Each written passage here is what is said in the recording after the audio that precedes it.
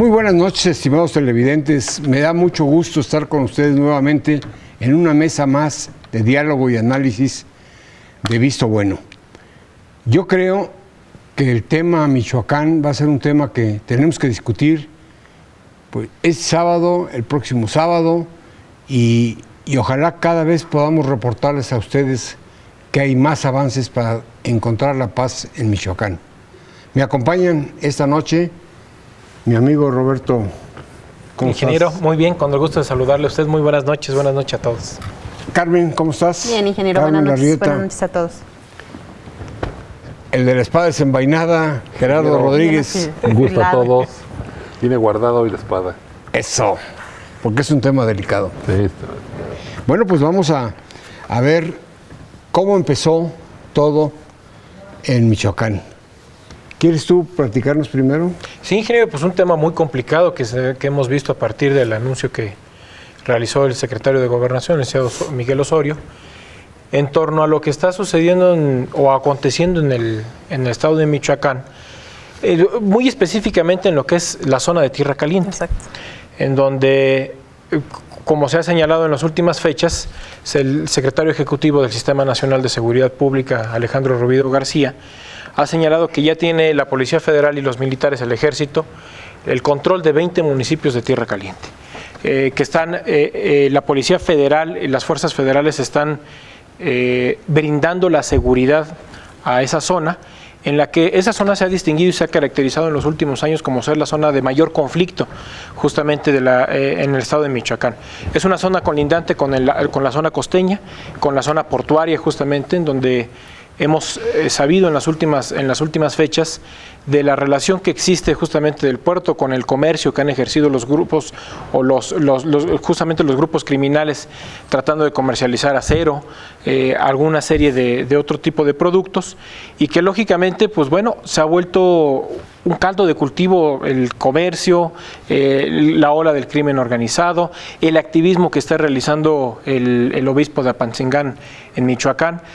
Se ha vuelto un conflicto muy grave que lógicamente podemos señalar que hoy el estado de Michoacán pareciese que es un estado de sitio, en donde el gobierno federal ha tratado de ir contrarrestando la serie del crimen organizado que está avanzando, de ir anteperando y también de ir controlando el tema de las autodefensas, que lógicamente pues son grupos que no traen una regulación específica en la ley, que desconocen cualquier actividad del gobierno, y con el tema de las policías comunitarias, que bueno, este tipo de conflictos, el estado de Michoacán realmente está muy conflictivo. Muchos quisieran ver a Michoacán sumido ahorita en un proceso electoral, en una desaparición de poderes, pero bueno, es tratar de echarle más fuego a la hoguera, y que sin duda alguna creo que el efecto menos prudente que pudiera ser es que ahorita se vaya a un proceso electoral, que haya una desaparición de poderes, que haya un proceso electoral, y que esto lógicamente genere mayor tensión en un estado en donde lógicamente las señales han sido de una debilidad institucional muy clara,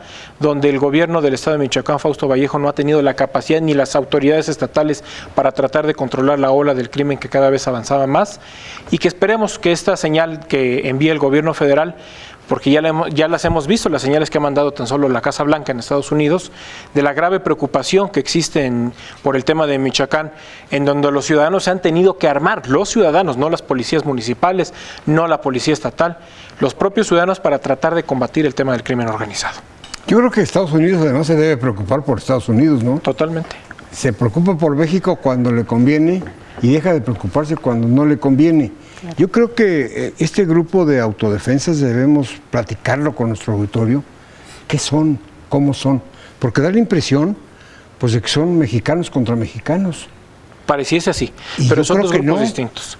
Las policías comunitarias están reguladas por las costumbres justamente de las comunidades. Como en Guerrero. La ley las ha reconocido, como en el estado de Guerrero, ha reconocido estos grupos, las policías comunitarias, para tratar de ir combatiendo el crimen que existe justamente en las comunidades. Pero el tema de las denominadas autodefensas son grupos de ciudadanos que se han armado y que desconocen cualquier autoridad estatal, municipal, y que ellos, bajo sus propios criterios, se gobiernan, se tratan de legitimar sus acciones, y que lógicamente, pues bueno, la ciudadanía que ha percibido que hay una ineficiencia, una inactividad, una inacción del propio gobierno, de los tanto estatal como municipal, pues lógicamente les generan legitimidad a este tipo de grupos, les otorgan su respaldo, su apoyo. ¿Y qué es lo que hemos visto?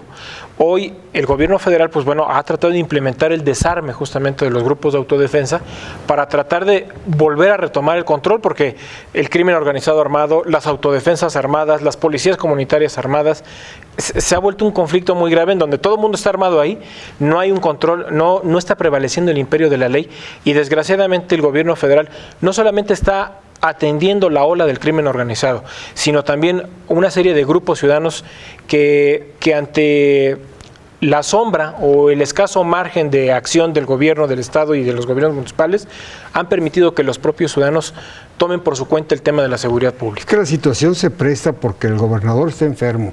Su capacidad de movilidad es mínima. Pues de hecho desde que tomó el poder, ¿no? Sí, pero siente también, Carmen, la presión de que no puede renunciar o no puede irse porque todavía no se cumple el periodo para que pudiera salir las cosas perfectamente bien. Es correcto. Ahora, a mí me preocupa porque yo durante una época seguí cómo iba lo de Colombia y hoy veo indicios de que es por ahí. Claro. O sea, Es que tal pareciera, hoy hace... la secuencia en el La forma en la que se manejaban, en la que operaban. Y siguen operando porque ante la presencia justamente del crimen organizado allá y ante la presencia del propio gobierno federal que estuvo en esos momentos, tal pareciese que es una guerra de guerrillas en el estado de Michoacán, en donde el crimen organizado ha tratado de ir minando el avance, por ejemplo, de la policía y del ejército. Ha destruido una serie de puentes que comunican justamente alguna serie de municipios de la zona de Tierra Caliente para minar el paso inmediato justamente de las fuerzas federales que están pasando. Entonces, han actuado hasta con estrategia y con inteligencia el crimen organizado y le han ganado, creo que, este campo de acción al gobierno federal. Estrategia, por supuesto que la tienen bien definida y van paso a paso. Tú, Gerardo, ¿qué opinas con respecto a, bueno, primero, ¿por qué nos situamos en Michoacán? ¿Quiénes son las fuerzas que están ahí? Por ejemplo, autodefensas. El asunto de Michoacán son 20 municipios que ha recuperado el ejército, que tienen el problema de mayor presencia, actividad de esos grupos delincuenciales. O sea, recuperarlos es... De 100 municipios, 20 hay problemas. Y es reconocer que esos municipios estaban controlados por el narcotráfico. Pero aparte los con policías actividad ya no están ahí. Claro, quitaron a la policía, que eran parte. Pero ¿qué sucede? Bueno, que el Estado reconoce que hay presencia importante y que se han involucrado estas personas en la vida económica, política y social de la entidad. O sea, participan en la actividad comercial, en la actividad educativa, en todas las actividades de carácter económico. Hoy sabemos que expulsando a los dueños de los ranchos y cosechando y vendiendo productos, explotando minas. Y no olvidemos que en Michoacán pues está una de las áreas de ingreso de mercancías de Medio Oriente, del Oriente, más importante, por donde pues entra el mayor tráfico de efedrina base para la cocaína. A través de Lázaro de opio, Cárdenas. a través de Lázaro Cárdenas y más y adelante Manzanillo. Es un intercambio, o sea, dicen que ellos mandan el crimen hierro, organizado mandan el acero, y Asia les está dando químicos, opio, todo. Para las Entonces, bueno, metanfetaminas. ya el ejército, el primer paso que hizo fue tomar el control del área aduanal para efecto de tomar el control de ese tipo de operaciones, a efecto de quitarles el apoyo económico. Pero este es un problema que se sucede fundamentalmente en el estado de Michoacán y en otros estados, porque la federación aventó el paquete.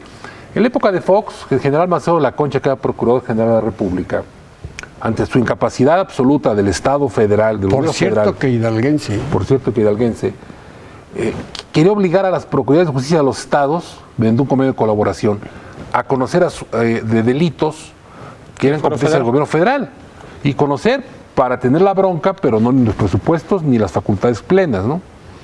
Así se hizo, hubo reticencia en algún periodo en el Estado de Hidalgo, pero lograron imponer a través de convenios esa facultad.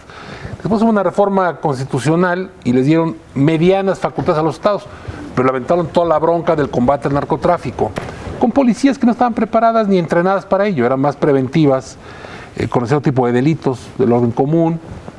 Entonces, ese mare magnum, la cooptación del crimen organizado, la falta de armamento, la falta de capacitación, todo eso pues, ensoñoreó a estos personajes, ¿no? Ese fue el primer problema que hubo. Después, recuerdo cuando surgen los caballeros templarios y el otro grupo de Michoacán, pues que surgían para proteger a la población de los grupos narcotraficantes, ¿no? Pues ellos hicieron lo mismo. Y hoy el asunto de defensa, según he visto las declaraciones, pues surge como una necesidad de protección. Nos decía un doctor que se accidentó, Vélez, pues que les costaba casi 100 millones de pesos de las cuotas que estaban obligados a pagar por casas y por comercios y de todo, dijo. Entonces, ¿de dónde sale el dinero? Pues en lugar de pagar allá estamos financiando acá. Pero pues ya se metían con las hijas, con las esposas, violaciones tumultuarias, robo de ranchos. O sea, llegaron a un extremo tal que la población reaccionó, se armó. Yo creo que sí hubo un apoyo velado gubernamental para que tuviera una acción de protección. Están siguiendo adelante. Y lograron el objetivo de impedir que estos tipos siguieran haciendo sus fechorías en esas zonas, en amplias zonas del Estado. Hoy, ¿qué pasa? El Estado llega y el primer día van contra ellos y el Estado entiende pues que ellos son más útiles de aliados que enfrentados. Hubo hasta un enfrentamiento armado. Entonces dice, bueno, van a ser sumados a las fuerzas del orden, van a acompañar a los soldados de las fuerzas del orden para que sean protegidos, pero vamos contra los malos, ¿no? Contra los cárteles.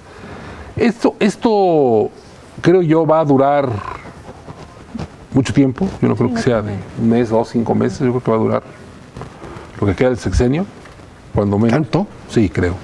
Porque, ¿pero ya convertido en una guerrilla o...? No. ¿O así? Porque ¿qué hicieron? Se replegaron. Van a replantear su proceder, pero tienen que sacarlos de la actividad económica, porque el gobierno tiene que implementar acciones de restaurar el tejido social, de generar condiciones de que no regresen después, de cortarles la cuestión económica. En fin, una estrategia integral muy amplia que no va a dar resultados en el corto plazo. Carmen, vamos a un corte. Así es, vamos a hacer una pausa. Recuerda, estamos en su mesa de diálogo y análisis de Visto Bueno Televisión, nuestro correo electrónico vistobueno.tv@gmail.com. Regresamos.